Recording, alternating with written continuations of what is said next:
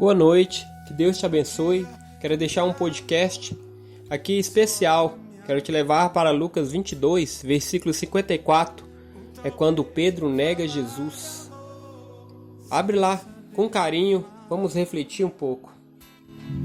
Quantas vezes eu fiz meu corpo escravo do prazer, tantas coisas que jovens como eu. Essa é uma música linda do Rebanhão, grupo antigo, que fala de várias coisas que o nosso autor da música tentou para substituir Jesus e não conseguiu. Realmente, ele é insubstituível. E isso aconteceu com Pedro. Pedro, quando nega Jesus, ele cai numa desilusão profunda, numa aflição, numa angústia terrível. E quando Jesus é crucificado e se vê morto ali por 3 dias, Pedro se abate. Porque Pedro olhava para Jesus e via um amigo querido, que ele gostava de estar perto, um amigo que o inspirava. Todos nós precisamos de alguém que nos inspira. Pedro olhava para Jesus e via um líder com que ele quisesse andar junto, um líder que o levaria a expandir os horizontes.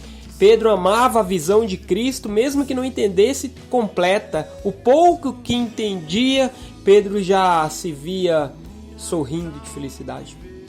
Pedro amava Jesus também porque Jesus era um desafiante.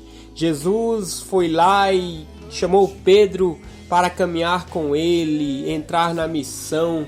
E isso era demais para Pedro, porque até então o que sobrava para Pedro era ser apenas o pescador. Mas naquele coração grosseirão de pescador havia desejos e sonhos bem mais elevados. Mas Pedro nega Jesus. E a última mensagem que fica no coração de Pedro, a última visão daquele caso mal resolvido, é que ele negou o seu melhor amigo. Ele negou seu mestre. Ele virou as costas. E Pedro então fica com aquilo e pensa: vou passar o resto da minha vida com essa dor no coração mal resolvida, porque Jesus está morto. Que dor, que tristeza. Pedro então volta à velha vida, como se pudesse voltar. E ele esquece todo aquele papo de pescador de homens. Pedro está abatido, solitário, jogado dentro de si numa sala escura. Mas Jesus, sempre com a sua característica de surpreender aos homens, ao ressuscitar, ele aparece aos discípulos, aparece às mulheres que vão ao túmulo. Mas há um discípulo que ele tem uma certa ansiedade em buscar, é Pedro. E Pedro se assusta e os outros discípulos dizem: Pedro, é Jesus, é ele, o mestre. E Pedro, todo sem graça, Jesus se achega a Pedro, Pedro ainda está meio tímido, uma falsa timidez, sem jeito. E é quando Jesus começa aquele diálogo: Pedro, oi Pedro. Sou eu. Tu me amas, Pedro? Tu me amas, Pedro? Tu me amas? E Pedro chateado, sem saber o que responder. Se era uma coisa que Pedro não era, era falso. Pedro era um homem simples, sincero. Pedro realmente amava Jesus, mas ele errou, ele falhou.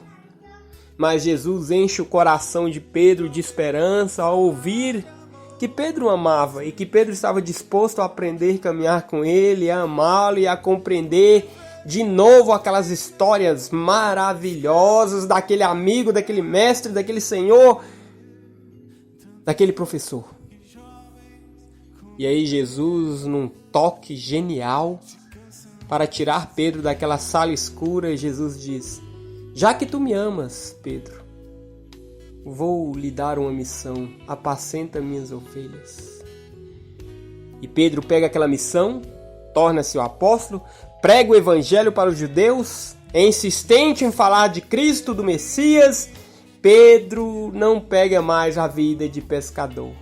Ele se distancia do mar e dos peixes, torna-se um pescador de homens. E no seu primeiro discurso, no livro de Atos, Pedro está irreconhecível. Ele não é mais o homem covarde que afunda nas águas, ele não é mais o homem que nega, ele não é mais o homem que mente sobre si.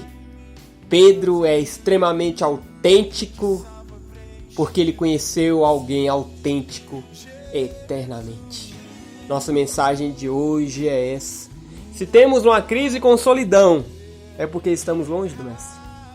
Se temos uma crise de identidade, é porque estamos longe do Mestre.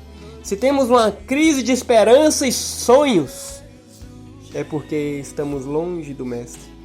Mas a mensagem que eu deixo para você nessa noite é que assim como o Mestre conseguiu abrir o quarto escuro que Pedro estava e o tirou de lá, ele ainda continua a abrir quartos escuros nos dias de hoje e tirar homens dos lugares mais isolados.